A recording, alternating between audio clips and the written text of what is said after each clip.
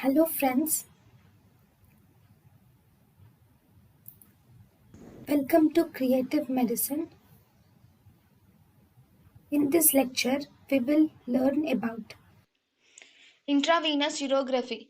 Intravenous urography, it gives images about the intravenous urography will tell us about the anatomical images of the urinary tract.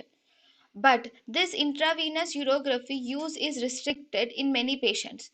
Why? Because there are few patients who are allergic to the iodine. Because this iodine in the contrast medium may activate or it may provoke a potential life threatening anaphylactic reactions. So iodine which is present in the contrast medium which is used for intravenous urography may result in potential life threatening anaphylactic reaction.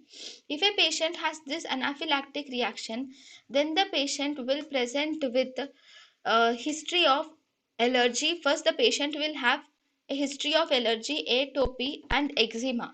So, those patients who have history of allergy, atopy, and eczema are the main risk factors for the patient.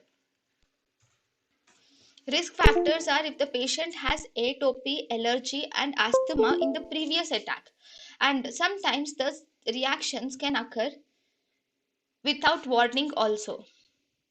So, thank you and thank you for watching.